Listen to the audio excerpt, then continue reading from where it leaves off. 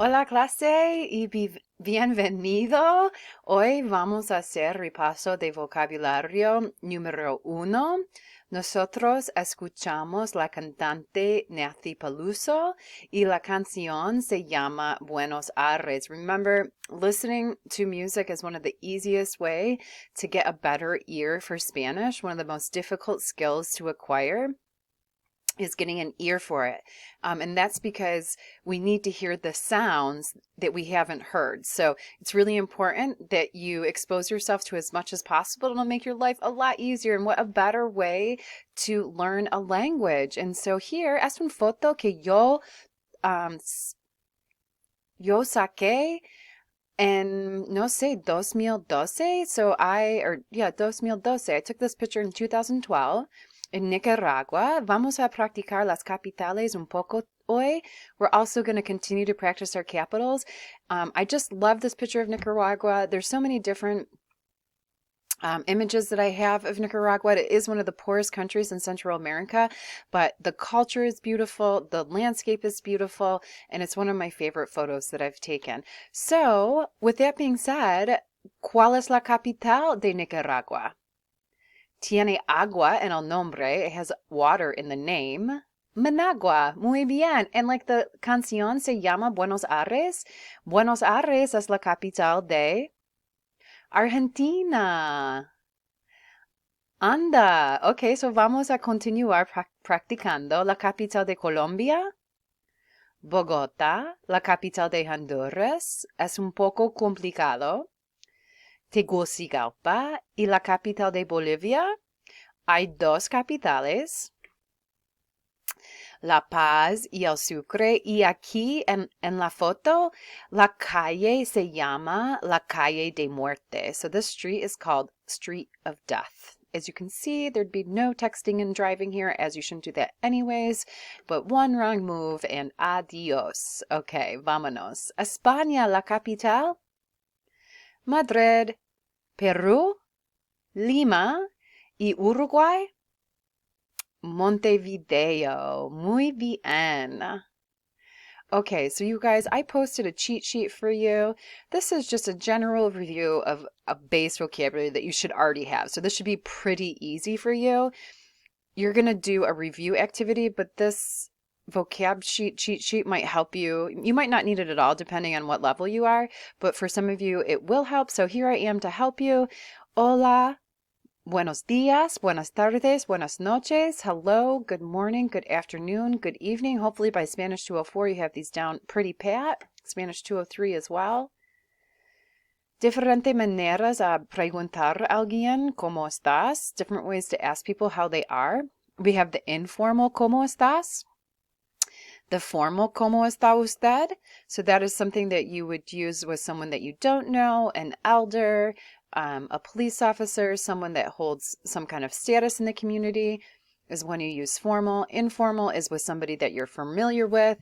I'm a very informal person, so I have no problem with you not using usted with me. ¿Qué tal is also an informal way to ask somebody what's going on, what's up.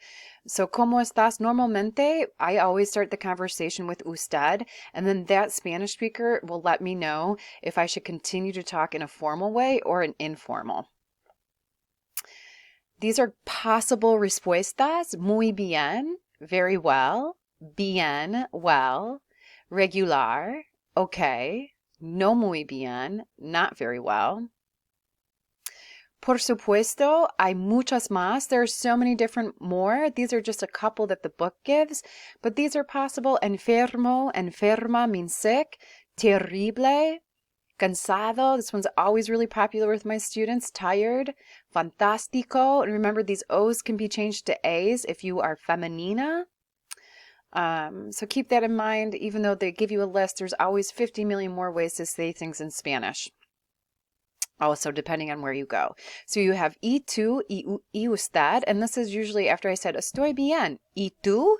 And so when someone says y tú, that usually indicates whether they're going to talk in the formal or informal and allows you to continue to speak informally. So both of these mean and you. One is the informal and one is the formal.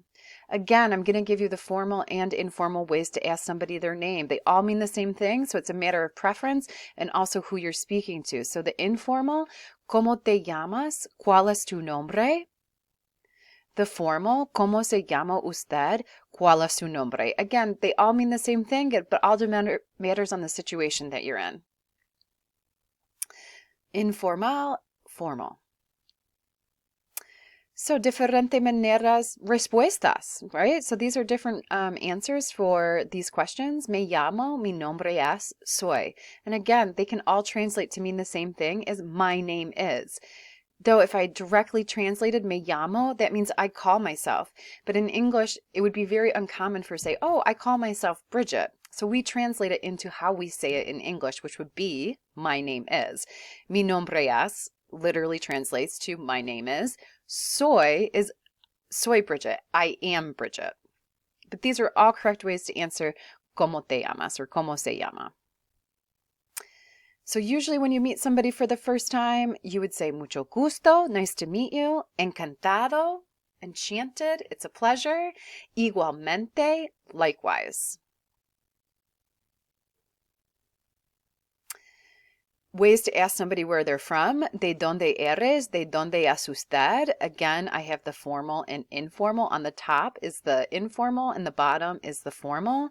And the answer is the same either way for these questions. So soy de. So if someone asked me, ¿de dónde es usted? I'd say, yo soy de Buffalo, or yo soy de los Estados Unidos. Aquí en la foto tenemos Argentina y Chile, la capital de Argentina, Buenos Aires, la capital de Chile, Santiago, Uruguay, Montevideo, Paraguay, Asunción, Bolivia, La Paz y El Sucre. So these are different ways, despedidas, to say goodbye. Again, I'm giving you a short list that's in our book, but there are plenty of ways to say it depending on what country you go to.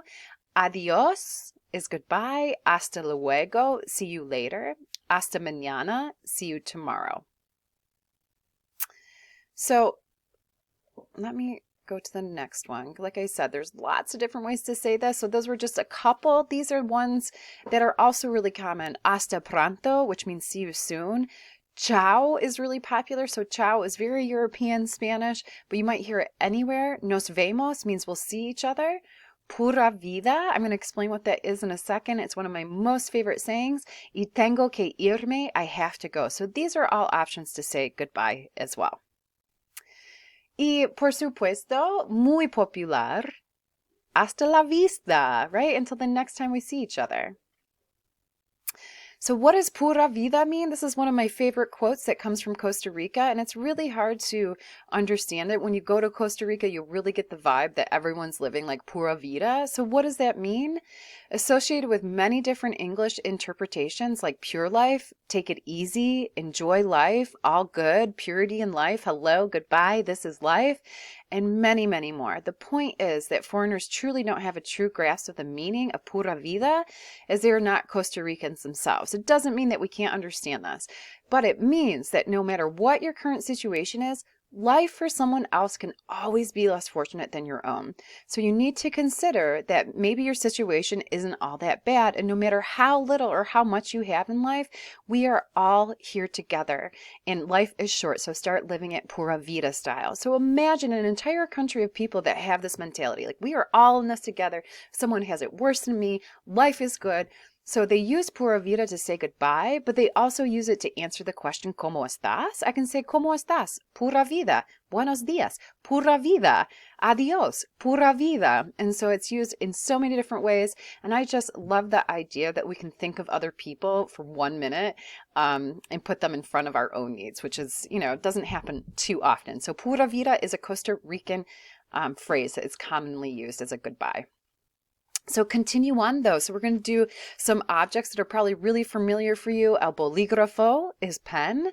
La computadora portátil is your laptop. El cuaderno is a notebook or folder. It's going to be notebook in your assignment though. El escritorio is desk.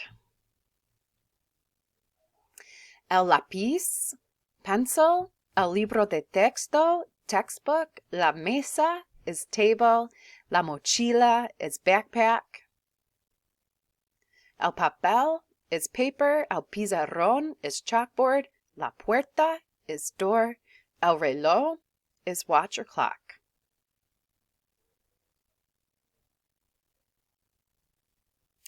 La silla is seat or chair.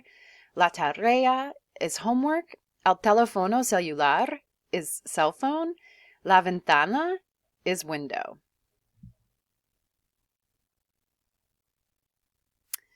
Días de la semana, we're going to do days of the week.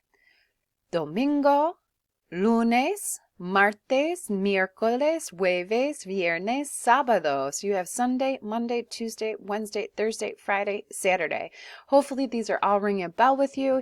It's just a review to get your mind into Spanish if it's been a while or you just needed a little bit of a refresher. So here we have some verbs. These are just specifically AR verbs that we're working with today. Cenar is to eat dinner. Contestar is to answer. Descansar is to rest. Llamar is to call. Llegar, to arrive.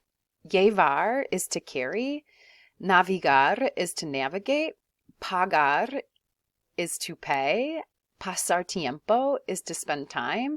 Y practicar is to practice.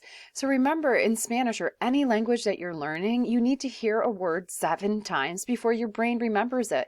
And maybe it's been a couple years since you've learned Spanish. It's like riding a bike. You really need to start practicing every day to get into the flow of things again, right? If you don't use it, you lose it. So hopefully these reviews are going to help you, find these words if you've lost them, and they'll come back to you. If not, you got to keep on practicing and find the way that it is right for you. So what I'm going to do now is show you the activity that you are going to be doing to have you maybe have less questions. It shouldn't be that easy, or it shouldn't be that difficult to do, but just